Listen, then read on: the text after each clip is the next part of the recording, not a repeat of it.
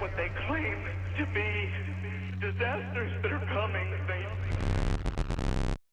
That was the infamous phone call received by Art Bell on his paranormal radio show, Coast to Coast AM, in his Area 51 special, where he prompted people to call in who were former or current employees from the notoriously secretive Area 51 military base. Coast to Coast AM is a legendary show for anyone who is a fan of the paranormal. Its host and founder, Art Bell, was known for his fascination with the otherworldly and often engaged in 5-hour-long segments wrapped up in discussions of conspiracy theories, ghost stories, and of course, alien encounters. Art Bell paved the way for more unsettling media to be enjoyed by the masses. On his September the 11th, 1997 iteration of the show, he prompted people with a connection to Area 51 to call in and tell him their experiences working there. As most of you know, Area 51 is the name of a highly classified US Air Force base located in the heart of the Nevada desert, and not much at all is known about this location. But many theories about its connection to alien life forces have been circulating for years, especially with how closely guarded every aspect of this area is. It is infamous for having looming guards patrolling the area, with them even going as far as to following people if they get too close to the entrance of the Air Force base. So with all of this in mind, it really isn't a mystery as to why Art was interested in taking calls from people who worked there. However, no one was expecting the call to go as south as it did. On my Area 51 line, you're on the air. Hello.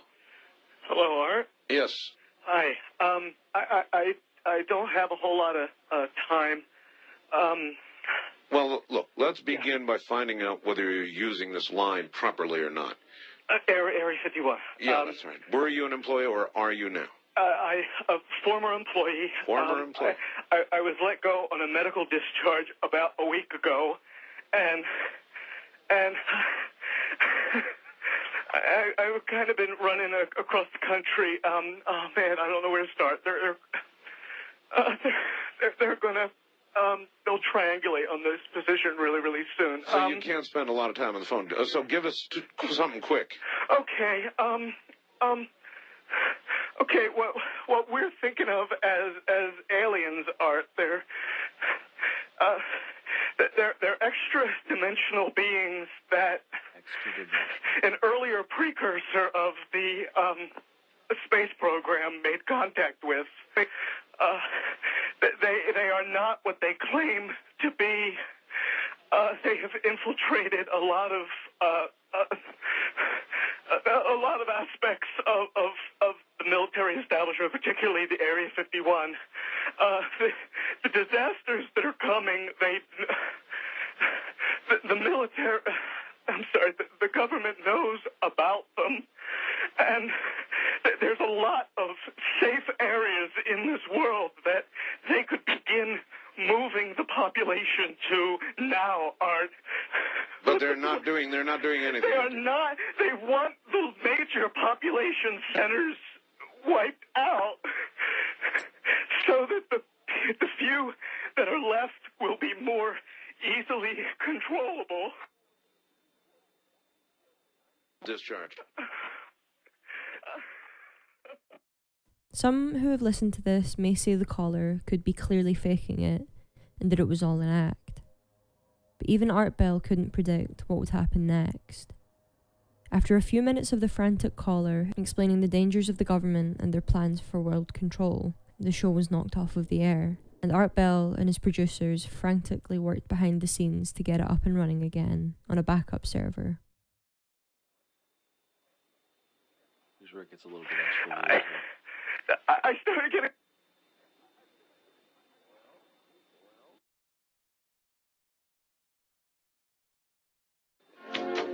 Well, this was certainly interesting.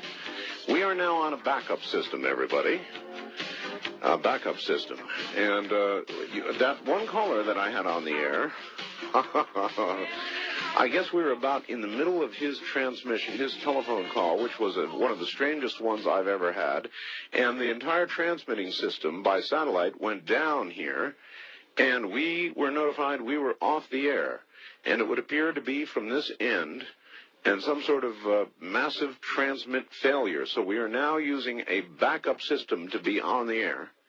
And not that I would normally believe this kind of thing, mind you, but I can't help but wonder if somebody zapped us in some way. When the show returns, he's unable to trace the phone call back and is unable to explain why the show was knocked off of the air, stating that this had never happened in the history of the show before. After this, the show continued as usual, and there were no more strange instances. But was the call real? Bell certainly insisted that he had nothing to do with the caller, and that it was not scripted, well, at least not by himself. But a week later, answers would come in the form of a caller called Brian, who claimed that he was the original Area 51 caller all along, and that it was a hoax. Now, of course, Bell wondered how his show was knocked off of the air, but Brian said he had absolutely no clue, and that it should come up for the rest of the night. You created the reality of the rest of the situation and took down my satellite. That scares the heebie-jeebies out of me because it means that what I was saying was somehow correct, and it was fabrication kind of creating a reality. Yeah, if that was the case, I humbly apologize to you because I love your show, and the last thing I would ever want to do is knock me off the air. No one will know whether or not Brian is the true identity of the Area 51 caller. In my opinion, the voices don't sound too similar, but I'll let you judge for yourself. Regardless of whether or not the story was a fabrication, it really makes you think, why was the show knocked off of the air? Was there a grain of truth to the mysterious caller's story? I guess only time will tell.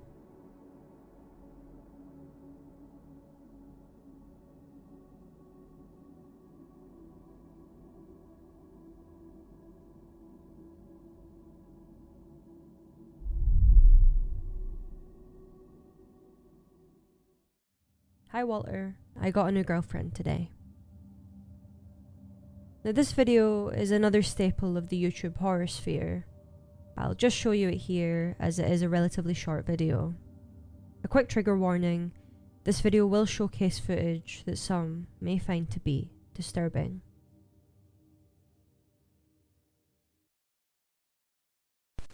Hi Walter, I was at the mall today and guess what happened? I met the most wonderful girl. We went shopping at JCPenney's and she tried on a lot of clothes. And she ended up buying a whole lot of them, you know what I mean? And then we decided to go and take a look at some of the jewelry at K Jewelers, and she picked out this most awesome necklace, the most amazing necklace I've ever seen. And I know she wanted me to buy it for her because she kept on looking at me and kept on giving me that look, you know the look. And then we got kind of tired of the mall and I brought her back to my place. And I know she hates cameras, Walter, but I'm going to show you her anyways. You ready?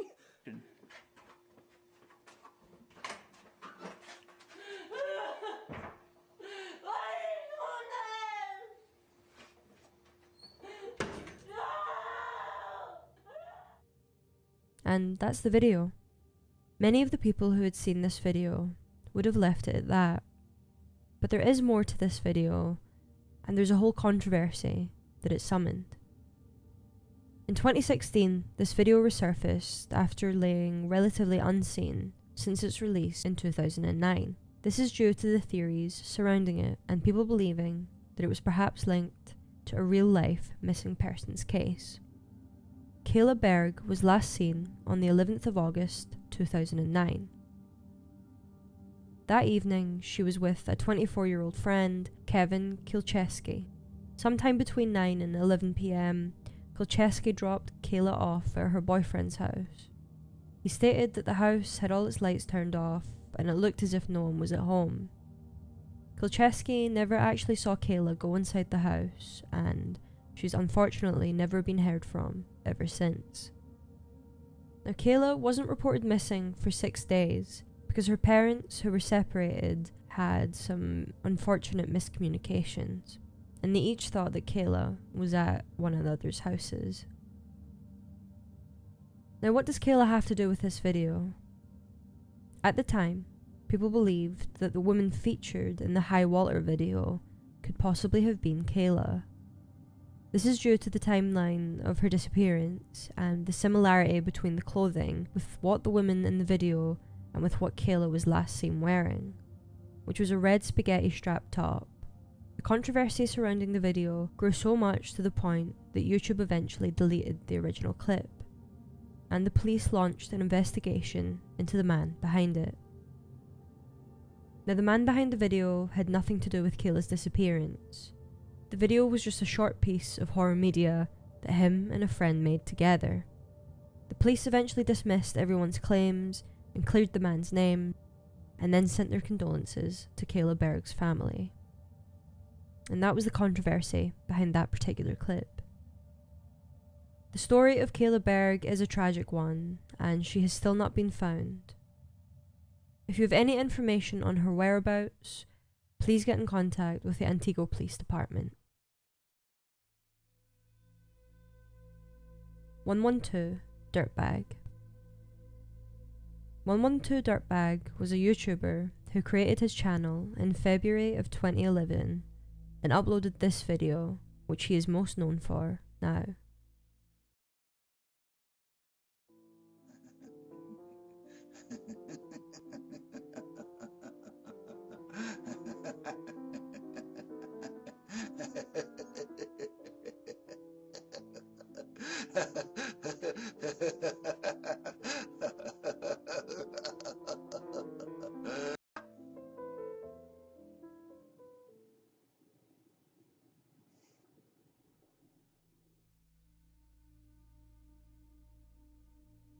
Now, this original video has since been taken down, and any trace of the channel is almost impossible to come by. But there are two significant pieces of information relating to this particular video. 112 Dirtbag is another video which is thought to have been related to a missing persons case. People believe that the man behind the 112 Dirtbag video was involved with the disappearance of Maura Murray. Maura Murray was born in 1982 and was an American woman who disappeared on the evening of the 9th of February 2004 after her car crashed on Route 112 near Woodsville, New Hampshire. Her whereabouts to this day remain unknown. At the time, she was a 21-year-old nursing student completing her junior year at the University of Massachusetts. On the afternoon of Monday, February the 9th, before she left her university campus, she emailed her professors and work supervisor, writing that she was taking a week off due to a death in the family. According to her family, they had not experienced any deaths. At 7:27 p.m, a local woman reported a car accident on a sharp corner of Route 112, adjacent to her house. A passing motorist who also lived nearby stopped at the scene and asked the woman driving if she needed any assistance. She declined, claiming to have called roadside assistance. Upon arriving home several minutes later, the motorist reported that A&E services and law enforcement arrived at the scene, but the woman had since disappeared between that time. People speculate that the 112 in 112 Dirtbag's name is relating to the route that Maura disappeared from, and that the other half is relating to when Maura's father said that she might have been kidnapped by some dirtbags, and thus 112 Dirtbag was linked to Maura Murray, and is now infamous with a now deleted video titled Happy Anniversary, posted the day before the 8-year anniversary of Maura's disappearance. Now, if you don't think this is enough evidence to connect the two together, he also went on to upload a video called Maura Murray. Sorry to interject again, but I just realised that I don't actually explain this connection. The connection between this Maura Murray video and the route that which she disappeared on is that the Bretton Woods Mountain Resort is round about a 40-minute drive from the route that she disappeared from, and the ticket on it is dated 2 days after she disappeared. 112 Dirtbag went on to delete this specific video a day after he uploaded it, and the connection between the dates is just slightly strange. Back to the video. This all turned out to be a very distasteful joke that 112 Dirtbag found funny. He didn't have anything to do with her disappearance, and has some very deranged blog sites online and on his Twitter account where he mostly posts rambling nonsense. So it's not hard to believe that a man like that could have pretended to be a potential murderer or kidnapper without any remorse. As I've said before with the Kayla Berg case, if you have any information on the disappearance of Maura Murray, please get in contact with the relevant authorities.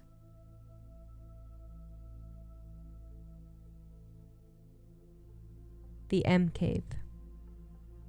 Allow me to introduce you to Kenny Veach, or as he was most commonly known on YouTube, Snakebit McGee. Now, Kenny himself wasn't an avid YouTuber or any major content creator by any means. In fact, the majority of his online presence was spent being a viewer rather than a creator. However, he did leave a legacy of videos on his channel. These consisted of home designing, Shark Tank pitches, and some exploration videos. The video in question, which brought Kenny to my attention, was his one titled The M Cave. This video was in a response to a comment that he left on a video titled Son of an Area 51 Technician, where he said, "That ain't nothing. I am a long-distance hiker. One time during one of my hikes out by Nellis Air Force Base, I found a hidden cave. The entrance to the cave was shaped like a perfect capital M. I always enter every cave I find, but as I began to enter this particular cave, my whole body began to vibrate. The closer I got to the cave entrance, the worse the vibrating became. Suddenly I became very scared and hightailed it out of there. That was one of the strangest things that ever happened to me." Now, Kenny's comments sparked much debate, but people were overwhelmingly negative towards him, calling him a liar. His self-titled MK video was a response to all the disbelievers. The video itself is a fascinating glimpse into the harsh terrain of the Mojave Desert, and along his way he sees various small creatures and various caves, but none of which was the M Cave Kenny sought out to find. His video was uploaded on the 18th of October 2014, to which many of the comments were once again calling him a liar, stating that he made the story up in the first place for attention. But Kenny was absolutely adamant and unfortunately vowed to return to the M Cave once more. Now, one comment in particular leaves me with an eerie feeling, knowing what we do now about Kenny. That comment was, "No, do not go back there. If you find that cave entrance, don't go in, you won't get out." But he didn't listen to the word of warning, and on the 10th of November 2014, Kenny set out on what we now know to be his very last hike, and he disappeared into the Mojave Desert, never to be heard from again. The mine shaft that he first began at in his original MK video is eventually where his mobile phone was found, though Kenny was nowhere to be seen near it and not in the mine shaft as the evidence may lead you to believe.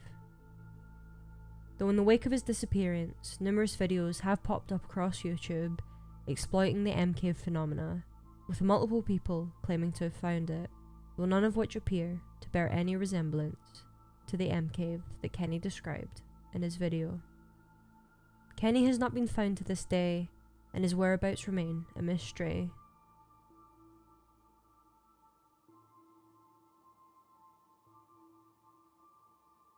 Beginning our van life journey. This video is relatively innocent on its surface, and is presented as a mere vlog style footage of a couple enjoying their adventures across the USA. This video showcases the couple's happiness and excitement as they embark on this big journey together. However, the woman in this video is none other than Gabby Petito, and this is her tragic story. Gabby Petito was only 22 when she went missing in August of 2021, only a few weeks after the aforementioned video was uploaded to her YouTube channel, Nomadic Static. She was last seen alive in CCTV footage browsing a Whole Foods supermarket on the 27th of August with her fiancé, Brian Laundrie.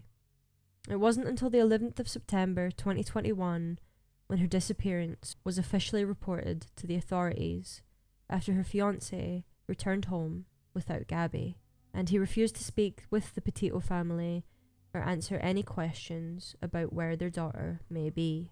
Suspicion soon began to surround Brian and eventually his family, as they were all refusing to cooperate with the police, and on the 15th of September, Brian was named a person of interest after going missing himself 2 days before this public announcement.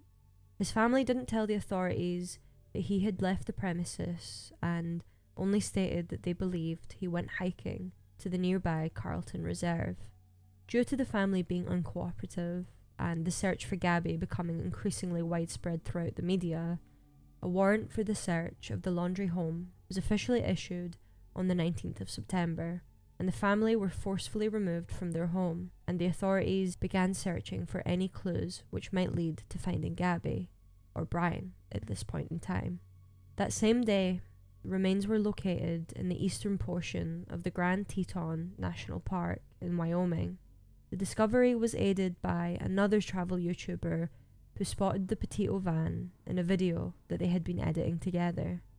The remains were eventually identified as Gabby's, and the cause of death was ruled as strangulation. Brian's remains were then found at the Carlton National Reserve on the 30th of October, just a month after he went missing.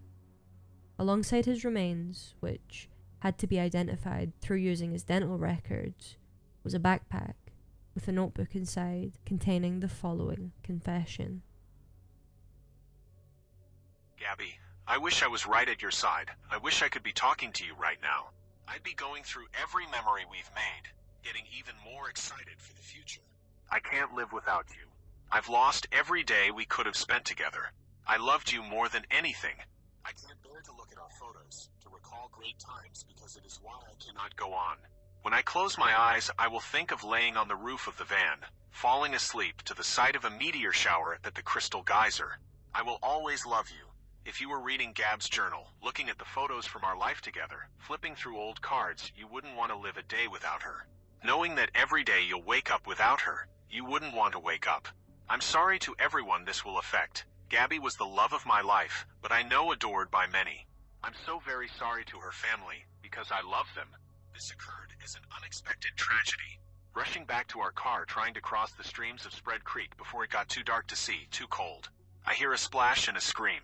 I could barely see. I couldn't find her for a moment, shouted her name. I found her breathing heavily, gasping my name. She was freezing cold. I carried her as far as I could down the stream towards the car, stumbling exhausted and shock when my knees buckled and knew I couldn't safely carry her. I started a fire and spooned her as close to the heat. She was so thin, had already been freezing too long. I couldn't at the time realize that I should have started a fire first, but I wanted her out of the cold back to the car. When I pulled Gabby out of the water, she couldn't tell me what hurt. She had a small bump on her forehead that eventually got larger. Her feet hurt, her wrist hurt, but she was freezing, shaking violently. While carrying her, she continually made sounds of pain. I ended her life. I thought it was merciful, that it is what she wanted, but I see now all the mistakes I made. I panicked. I was in shock. But from the moment I decided, took away her pain. I rushed home to spend any time I had left with my family. I am ending my life not because of a fear of punishment, but rather because I can't stand to live another day without her. Gabby, I'm sorry. I have killed myself by this creek in the hopes that animals may tear me apart, that it may make some of her family happy. Please pick up all of my things. Gabby hated people who littered. Petito's family and many other people close to the Petito case believed Brian's confession was nothing but lies, and that he paints himself to be a tragic hero in this situation. But if Gabby was indeed hurt to the extent which he portrays, why didn't he take her to the nearest hospital, as he certainly had the necessary means to do so? Many believe that he was simply an abusive and controlling partner who killed Gabby in cold blood. If he loved Gabby as much as he stated he did, why didn't he come clean immediately after the fact? And why were his family so adamant on shielding him from the crime that he so obviously committed? Brian's true colours seemed to be portrayed in this released body cam footage, where a bystander reported seeing a man hit a woman, and that the woman was in hysterics. The body cam footage was when the police responded to the incident, and it's very telling indeed. Laundrie is acting calm and collected throughout the whole thing, and he's the one stating that Gabby hit him and not the other way around. The police took action and separated the couple for the evening, but they reconnected the next morning. And only a few weeks after this incident, Gabby was already presumably deceased. This case is an absolutely tragic insight into a death which could have been prevented. The actions of the Laundrie family are absolutely deplorable, and the Petito family have since won a $3 million lawsuit against them for the unlawful death of their daughter. In the wake of all of this, a letter written by Brian's mother surfaced, and it was titled, "Burn After Reading." This is the details of that letter. I just want you to remember I will always love you. And I know that you will always love me. You are my boy. Nothing can ever make me stop loving you. Nothing will or could ever divide us, no matter what we do, or where we go, or what we say. We will always love each other. If you're in jail, I will bake you a cake with a file in it. If you need to dispose of a body, I will show up with a shovel and garbage bags. If you fly to the moon, I will be watching the skies for your re-entry. If you say you hate my guts, I'll get new guts. Remember that love is a verb, not a noun. It is not a thing, it is not words, it is actions. Watch people's actions to know if they love you, not their words.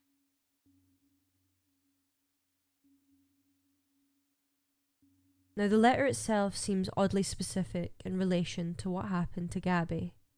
However, the mother states that it was written before the couple ever went on their road trip and has absolutely nothing to do with the unfortunate circumstance that followed that August. Even if this is true, it at least gives us an insight into the type of family that Brian came from. A family who most likely knew what he had done to Gabby when he returned home without her.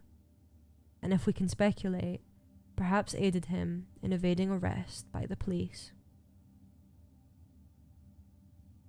Despite the tragedy, the Petito family have remained strong.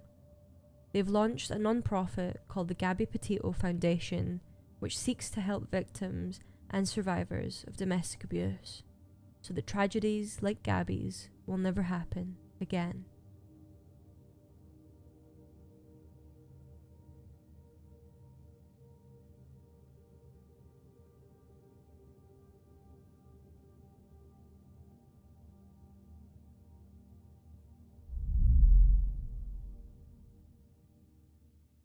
This photo depicts a happy scene. The man on the left is photojournalist Lanry Fehintola, and the man on the right is his best friend, artist and filmmaker Leo Reagan.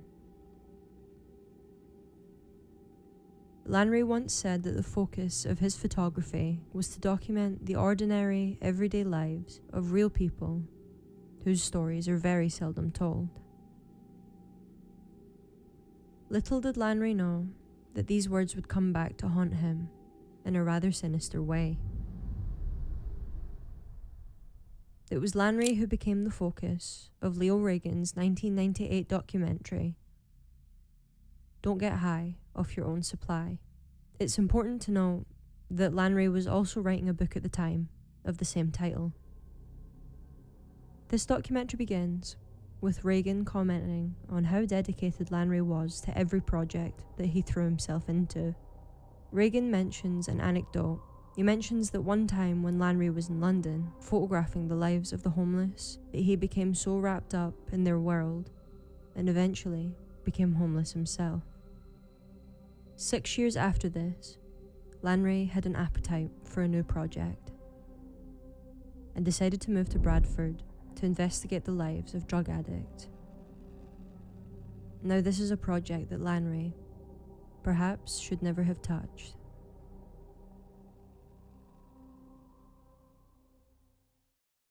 The opening scene of this documentary consists of Lanray sitting hunched over a tape recorder, interviewing a prostitute and crack addict called Nikki. She tells him of her harrowing story as a working girl on the streets of Bradford. Lanray appears professional and calm at first, until the mood suddenly changes, and before we can even blink, Lanray is sat on a dirty mattress, smoking from a pipe that Nikki had made for him. Lanray reveals to us that he began experimenting with heroin to aid him in his writing process. His philosophy was that he could never truly be writing an authentic story unless he knew exactly what it was like to take hard drugs, just like these people were. In his head, he justified it to himself that he could do it once, just for the experience, and then never again. That this was all strictly for artistic purposes. But unfortunately, this wasn't the case. Lanray had been addicted to heroin and crack for 6 years at the point of filming this documentary. And the progress on his book was moving at a snail's pace. As the film progresses, we learn more of Lanray's personal life, as Reagan has a conversation with Lanray's ex-girlfriend and mother to one of his children. She tells the camera how she had no choice but to kick Lanray out due to his drug habit that was becoming increasingly worse. With no home to turn to, Lanray saw that he had no choice but to surround himself with the other addicts in that area. These were the same people that he'd swore he'd only become acquainted with in the first place to interview for this book. But now, they had become a morbid sort of family for Lanray, and one of his only forms of human contact that hadn't totally alienated him due to his addiction. But investigating drug users wasn't enough for Lanray. He wanted more.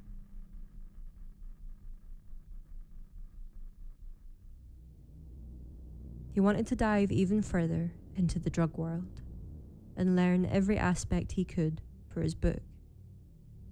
And so, he attempted to make contacts with drug dealers, but they didn't want to talk to him.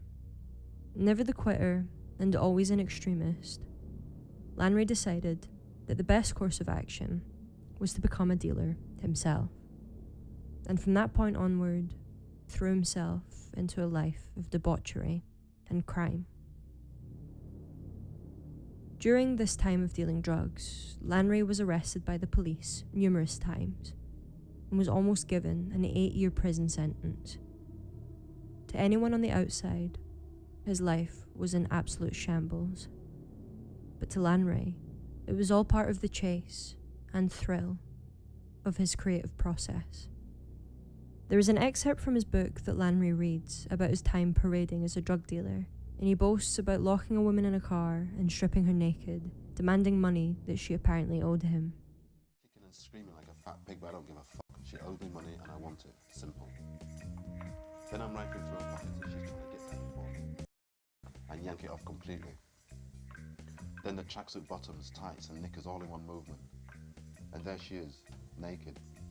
Her whole body exposed, tip. And now I'm beginning to feel doubtful, wondering why am I doing this anyway? Wondering how much more can be stripped away from this woman that she hasn't given up already? How much more violence can she endure? As we get midway through the documentary, we're shown just how far removed from normality he is. This is only further exemplified when he attempts to interact with his estranged son. He attempts to talk to him after his son's boxing match, but appears stiff and awkward. Lanray only really seems comfortable when he's in his dingy flat or surrounded by other drug users. We're then introduced to Lanray's stepson, who also reveals that he struggles with substance abuse, but Lanray appears much more relaxed with this son, seeming to be able to relate to him on a more human level. The book isn't progressing as Lanray's suffering from writer's block, and his creativity is completely stifled by the constant use of opiates. He is documented by Reagan, hunched over his keyboard, retyping old material over and over again. He hasn't been pushing on with the remainder of what needed to be said. His excuse was that he needed to be clean before finishing the rest of the book, and that he wanted to write the end of it from a sober perspective, looking back on the whole experience. But there is one small detail that hasn't been mentioned yet. No publisher has actually agreed to pick up Lanre's book. Therefore, Lanre has absolutely no motivation to be clean, or to complete it. So, Lanre's excuse to continue this abuse cycle is no publisher, no book, and ultimately no point in being clean. Some time passes, and it looks like there is a glimmer of hope for Lanre after all. He's finally decided to get off of heroin for good, and is being prescribed alternative medicine from the doctor in order to deal with withdrawal symptoms. He feels like his life is finally coming together again, and he is once again able to focus on his novel, and is in the process of repairing his relationship with his estranged son. But this happiness doesn't last long. Lanre is on his bed again, with a needle hanging out of his arm, reiterating to the camera that he is absolutely not back on heroin, but that the pharmacy was closed, and that this was just a temporary measure to keep him calm until they opened back up again. And surprisingly, Lanre seems to desperately cling to that hope. The camera cuts to following him to the chemist, and we see him take his prescribed medicine rather than the heroin. Lanre appears rather joyous in this scene, also revealing that he has cut contact completely with the other addicts and users that he had been interviewing, and that he wanted to distance himself from that world completely in order to move on with his life. There is only one other person he seems to remain in contact with from this world, a woman who is staying with him due to her recently becoming homeless. There is quite a hard-to-watch scene, as she tells us that it's Lanre's responsibility to inject her veins, as she couldn't find them herself. We see this woman get excited about her fix, and it is a rather depressing portrait of someone rotting away in front of her eyes. So, this first documentary ends with Lanre being sober, and his book has finally been picked up by a publisher. All seems to be going amazing. And that's where the story should have ended. But I wouldn't be making this video if it did. 3 years later, Reagan is in a familiar territory. It is him, his camera, and his friend Lanre. Lanre is back to where he started, looking arguably more defeated and aged.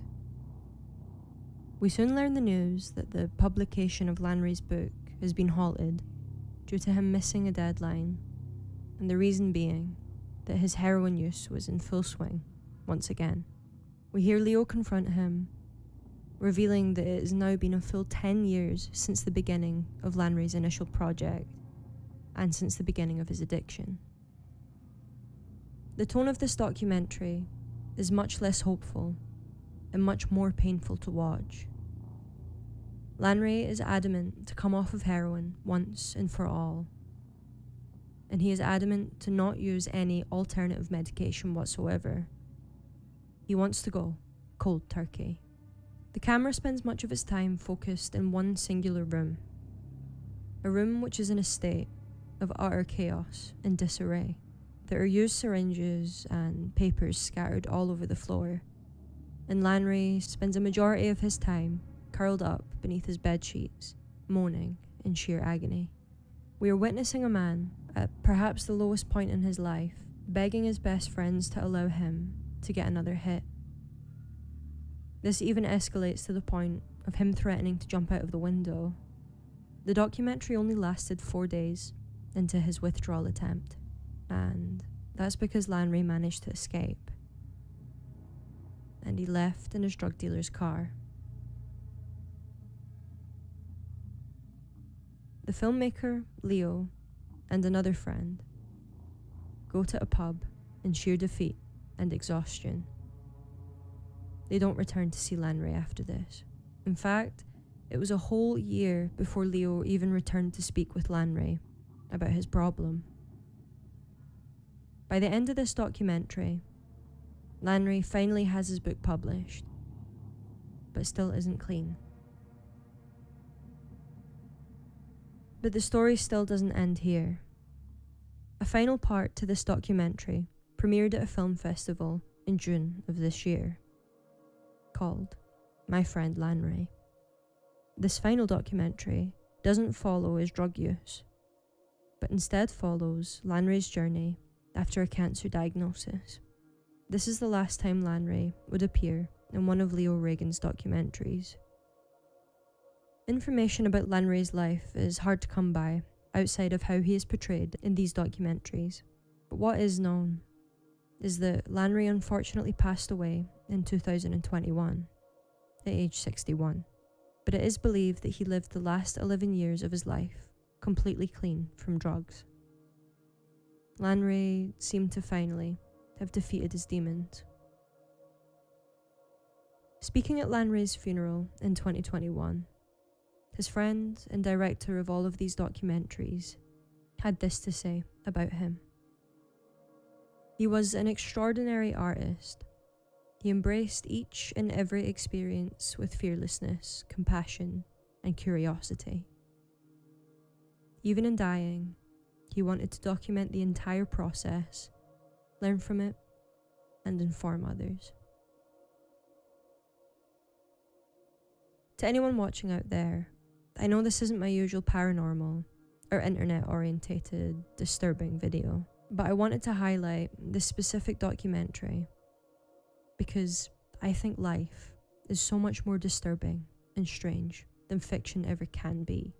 This series documented an obscure downfall and, in a way, resurrection of a visionary man whose sole intentions were to give a voice to the outcasts of the world.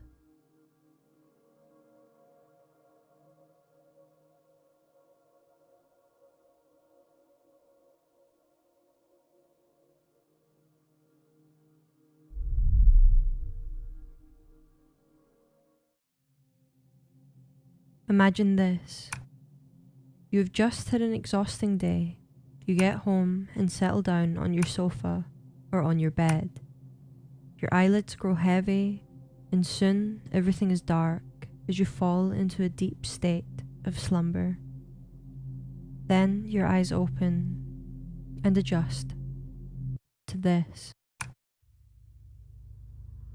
A tall dark figure lurking in your hallway or at the foot of your bed. He wears a large brimmed dark hat, and his eyes are the only distinguishable feature, piercing down at you through the darkness. You try to move, but you can't. Are you dreaming? Are you awake? In this moment, reality is seemingly not separate from your dreaming state. You can feel a crushing weight on your chest and you are left breathless, but there is nothing you can do about it.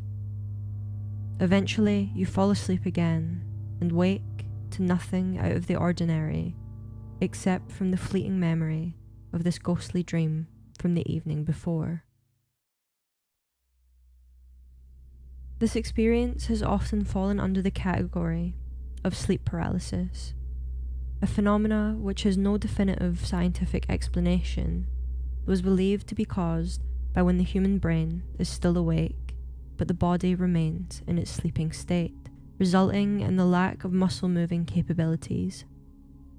It is believed that approximately between 8 and 50% of people will experience this terrifying incident at least once in their lifetime, whether they remember it or not.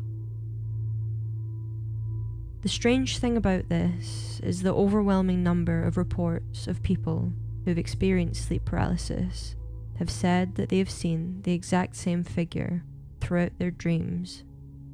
The most common being that appears is the Hat Man, or his accomplices, known as the Shadow People. Shadow People have existed throughout many ancient cultures and religions. In ancient Greek mythology, they were known as the Shades. These were the restless wandering souls of the underworld, which would cling to heroic travellers passing through the caverns of this deathly realm. Shadowy figures have been a staple of our societal ghostly beliefs since the beginning of time, and humans with their curiosities have both been fascinated and horrified by what our imaginations can conjure up, even if it's against our will. But this still doesn't really explain why he or they appear in our sleeping state time and time again.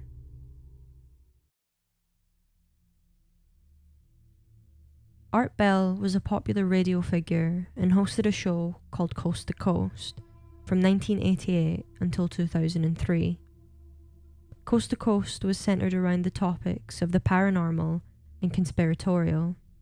On their 2001 broadcast, they took calls from viewers to discuss the phenomena of sleep paralysis and the Shadow People. Eventually, Bell had listeners submit their drawings of what figures they could remember seeing from these episodes of their sleep paralysis. Here are some of these drawings.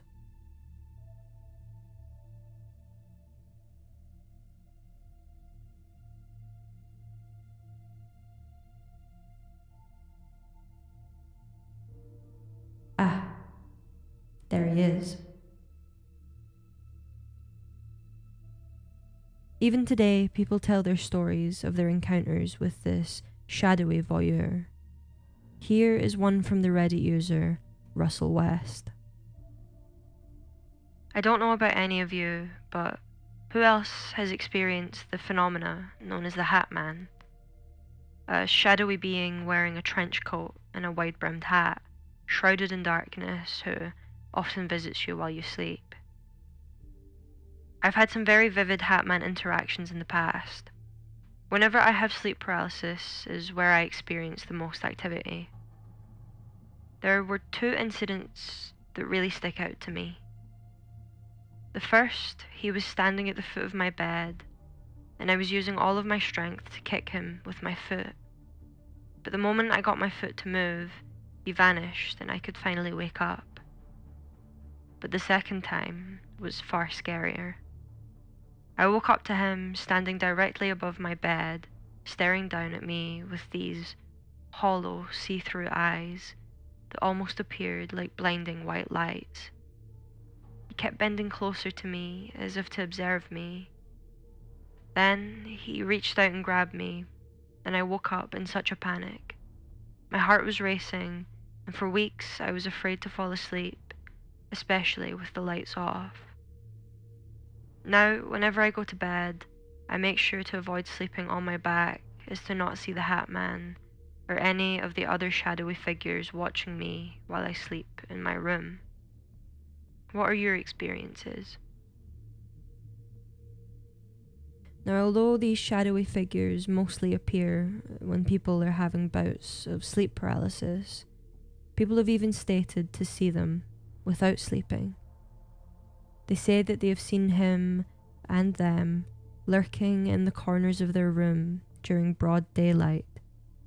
And even one Reddit user claims to have caught the Hat Man on camera. Not much is known about this phenomena as a whole, though science has a few theories. One is that it is a collective state of subconscious activity that our brains conjure up when in a panic state of not being able to move in the dark. This leads us to see terrifying shadows in our peripherals due to the societal conditioning throughout centuries as to what ghostly figures should appear like. Hence why the collective shadow people all appear to be similar all over the world. And another theory is related to a much more sinister reality, one being the use of illicit substances. Many methamphetamine users have also claimed to see these figures during episodes of severe sleep deprivation. And more recently, due to a disturbing trend. People who have been incorrectly using the allergy medication Benadryl have reported having hallucinations in which they experience the Hat Man in specific. So, perhaps it is all as innocent as science suggests. Maybe these shadowy figures are nothing more than a figment of the panicked imagination. Or maybe it is some ghostly visitor from a realm that we can't fathom. One thing is for certain though. If you see the Hat Man tonight when you're sleeping, try to wake up.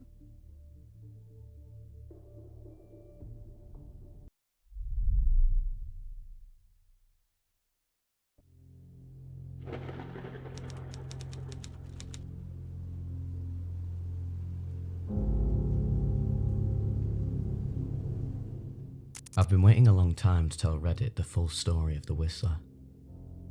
This story requires many details, but it is unexplainable, creepy, and 100% true.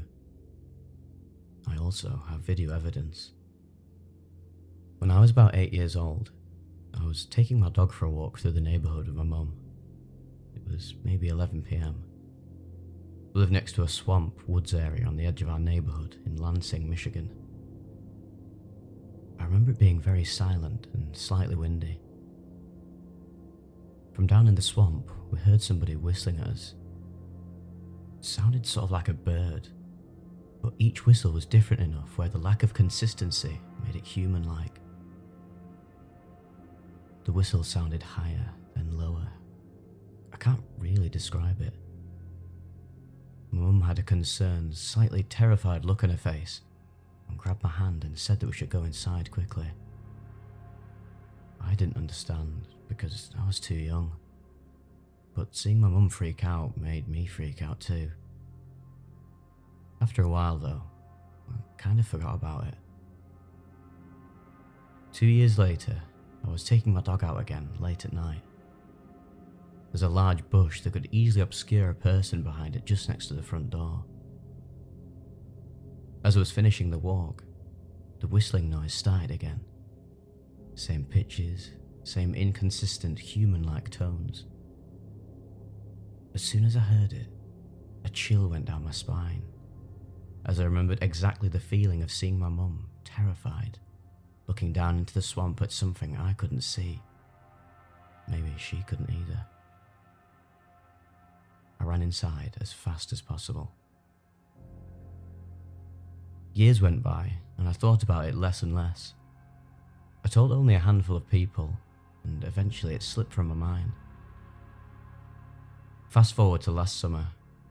I'm 24, started dating my girl Sarah. We moved out to South Dakota for work. For Independence Day, we decided to go to Pierre, SD, and watch the fireworks along the bank of the Missouri River. There was a free camping spot behind a hospital where you could pitch your tent, hang out, and see the fireworks up the river. We were near the end of the campground, and there were very few people around us. As it was getting dark, the fireworks began. They were pretty far away, so the illumination they brought was very little. Thus, we had to sit right at the edge of the river to be able to see them. A huge thunderhead was moving in, and a storm was imminent, so the air seemed electric, and the wind was picking up. The atmosphere was eerie to say the least. The police boats herded all the other boats off of the river and had left our area to do that elsewhere. Most of the other campers walked up by the river to have a better view of the fireworks, but Sarah and I stayed back and were drinking PBR tall boys and kicking it. Suddenly, we heard the sound of a paddle methodically dipping into the water.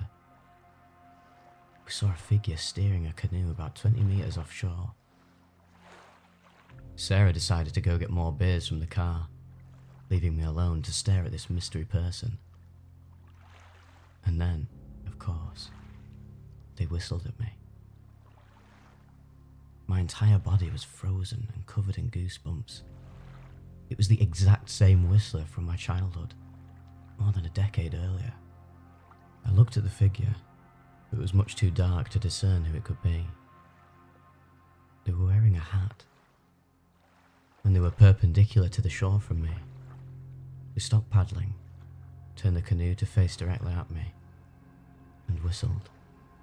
I was so frightened, I stood up and shouted at them, "Who are you?" They didn't say anything, just whistled a couple more times, turned the canoe 180 degrees, and paddled out of sight. I'm a videographer, so already had my camera by my side and was taking videos of the fireworks. As the canoe was almost out of sight, I grabbed my camera and got a shot of them whistling as they went away. When Sarah came back from getting beers, she was very confused as to why I was so freaked out. When I explained, she was freaked out a bit too. I was convinced we would both be murdered that night.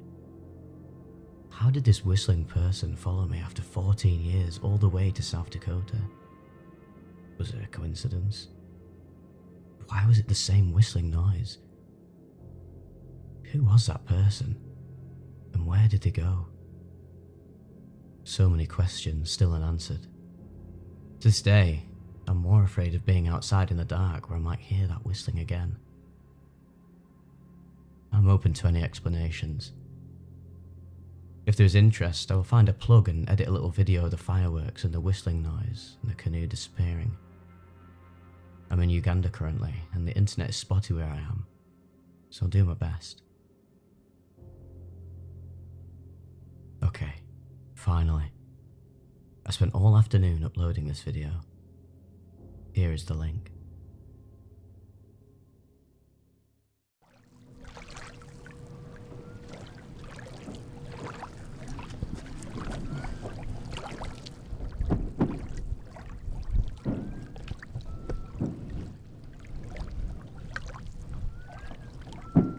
When I was still getting shots of the fireworks, I heard the whistling starting.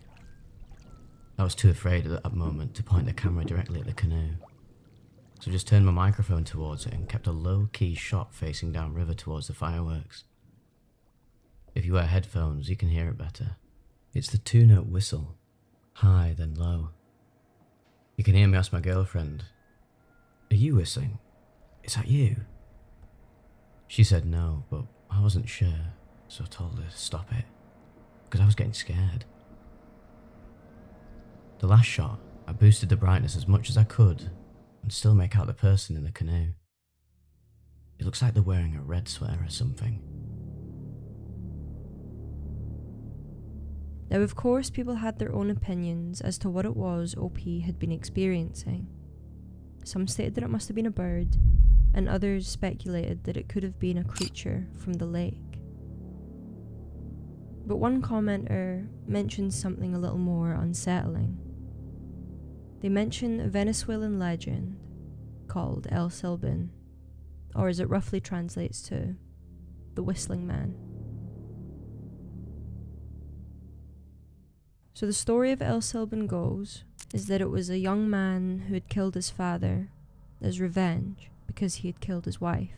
After he'd been found out, his grandfather had him tied to a pole in the middle of a field and had him whipped. He had his wounds cleaned with rubbing alcohol and released them to two rabid and hungry dogs. Apparently, El Silbin has a particular whistling similar to the music notes C, D, E, F, G, A, B in that order, going up to F and then going low to B. It's said that when the whistling is heard close, then you're in no danger because he's far away. But when the whistling sounds far, then he's close. It is said that the whistling announces the death of those who hear it, and that he can be anywhere at any time. It seems that the only thing that can save a person that hears it is the bark of a dog. Now, whilst this may seem rather far-fetched, OP replied to this comment and said that every time he'd encountered the whistling, he's had a dog with him. The first two times his own dog had been with him, and an occurrence that happened to him the summer before, there was a family on the road that just so happened to have a dog with them. Now, OP brought up this story to his mother, and left us with one last reply. It's been a while, and I apologise for that. I'm back in the US now, and I asked my mum about it. I sat her down and played the video for her. She honestly doesn't remember anything like that happening. I wish I had something more exciting to say. Alas, it must remain a mystery.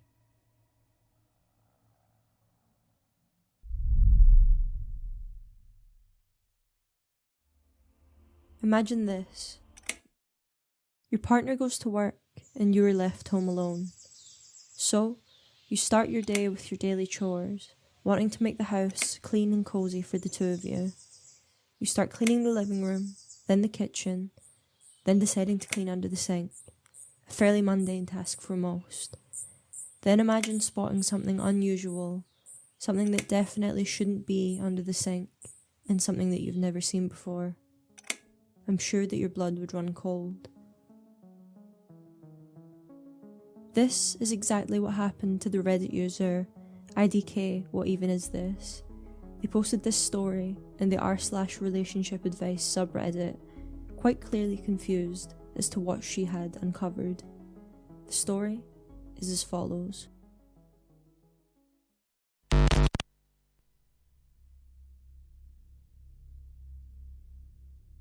Hello everyone, throwaway account here. Thank you ahead for taking the time to share my problem with me. So, I am pretty new to the USA and I'm not working yet, as I have some time before my employment authorization is granted. My husband and I met in my home country when he was there working, and I moved here to be with him. Everything is pretty peachy, though obviously my hands get a little bit restless sometimes. My husband, let's call him Ben, spends about 50 hours a week at work, sometimes a little more. Anyway, I was busy cleaning under the kitchen sink this afternoon while Ben was at work and found the biscuit tin. I was curious about it. It was so far back that I thought it was perhaps something that he'd lost or was from a previous tenant.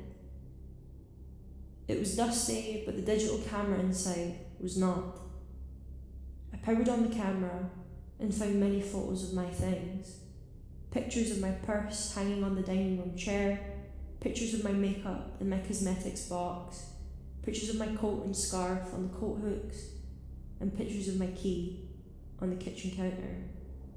Always of my stuff and always in pairs. I can't find a cord to attach it to the computer or charger.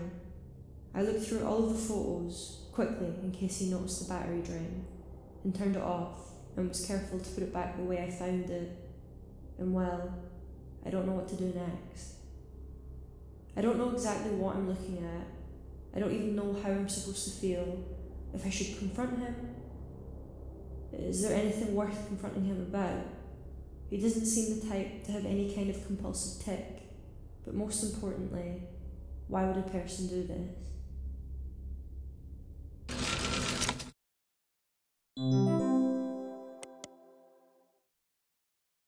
This story is certainly confusing for most, and would leave a sense of uneasiness in anyone who read it. The users who commented seemed just as confused as the original poster in regards to this situation. Although taking photos in your own house could seem a relatively normal thing to do, an underlying sense of something more sinister happening seems apparent. Why are the photos on the camera of only her items? Why are they all taken in pairs? And most confusing, why has he hidden the camera under the sink in an old biscuit tin? It seems as though he didn't want his wife to find the camera or the photos on it. But why? One user commented that perhaps he is secretly wearing her clothes and putting on her makeup, and that he's secretly cross-dressing and doesn't want his wife to know. This would perhaps explain the photos of her makeup, and at a stretch would explain the coat and the scarf. They theorise that these photos are to ensure that he puts all the items back in their original position. But if this is her husband, surely he would remember where something like her coat and scarves would go. This theory is plausible, but I don't think that this is the definitive answer. Others theorised that the fact the photos were taken in pairs could have simply been an accident. Either he was testing out a new camera and held the shutter button for too long, resulting in 2 photographs being taken at the same time, or that the settings on his camera created a RAW file and then a compressed one. This could seem like a viable reason, but again, it doesn't explain the fact that the camera was quite clearly hidden away. If photography was a new hobby of his and he wanted to test out the camera, surely there would be no reason to hide it from his wife. One of the more sinister theories, and in my opinion, the one that might be the possible answer, is paranoia on her husband's end. Some were stating that perhaps her husband was taking photos of her things as before and after comparisons to see if they've moved position at all, to see if his wife was having an affair. Some stated that this is a common tactic in people who believe that their partner is being unfaithful, to document if things such as keys have been moved, to see if she'd been out during the day at all. This could be the reason, especially since OP states that he works 50 hours a week, and the OP is the one who spends most of her time in the house. Her husband could be tracking if she had left the house during the day by comparing before and after photos. People then asked that OP check timestamps on the photographs to prove this, that perhaps some photos were taken before he left the house and then another when he came home, but OP never followed up with an answer.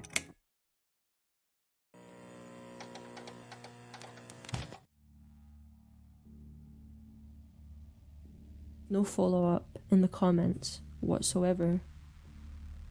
Although suspicions of cheating seems like the most reasonable explanation for the photos, especially the secrecy surrounding the camera, it doesn't make it a normal thing to do and seems controlling on the part of the husband. As I've stated before, the original post has been deleted and there has been no follow-up in the 7 years since. I hope in the end that OP confronted their partner about the camera and that the issue was resolved between them. I hope that for the sake of OP and their marriage, that there is a more mundane explanation for the photographs and the hidden camera.